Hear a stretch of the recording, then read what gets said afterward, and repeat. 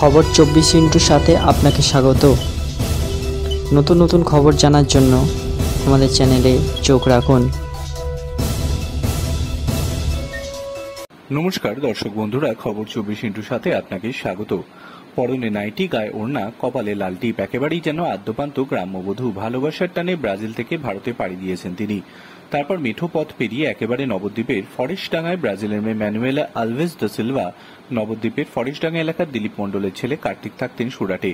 সেখানে একটি ফার্মেসিতে কাজ করতেন তিনি। এরপর ফেসবুকের মাধ্যমে পরিচয় হয় ব্রাজিলের মেয়ে ম্যানুয়েলা আলভেজ দা সিলভার সঙ্গে। এরপর প্রায় 6 বছর এই ফেসবুকের মাধ্যমে কথা হবে। এখন তাদের দুজনের হাত এক হতে চলেছে আচার অনুষ্ঠানের মাধ্যমে। আগামী শুক্রবার গোধূলির অঙ্কে একেবারে 4 হাত এক হবে বাঙালি বধূ সাজে তাদের। প্রথমে তাদের ফেসবুকে আলাপ, তারপর কথা বলতা চলতেই থাকে। 6 বছর সম্পর্কে রং গাঢ় হতে থাকে। ভালোবাসার সম্পর্ককে পরিণতি দেওয়ার সিদ্ধান্ত নেন দুজনেই।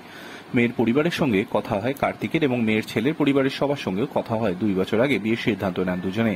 শুক্রবার 4 হাত এক হতে চলেছে। ম্যানুয়েলার বাড়িতে মোট 6 জন সদস্য। তাদের বিদায় জানিয়েই এসেছেন তিনি।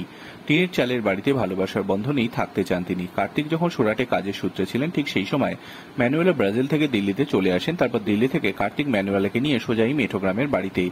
বাংলায় কয়েকটা শব্দ শিখেছে ম্যানুয়েলা। যেমন কার্তিক যখন তাকে সাংবাদিকদের সঙ্গে তার অনুভূতি শেয়ার করতে বলেন, তখন লজ্জা পেয়ে ম্যানুয়েলা বলে তুমি বলো।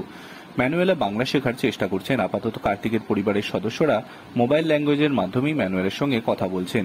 বিদেশি বৌমা পেয়ে খুশি কার্তিকের বাবা মা। আর এদিকে বিয়ের আগেই রোজ বিদেশি বৌমা দেখতে টিনের চালের ছোট্ট ঘরে ভিড় জমছে প্রতিবেশীদের। খবর 24x7 ব্যুরো রিপোর্ট।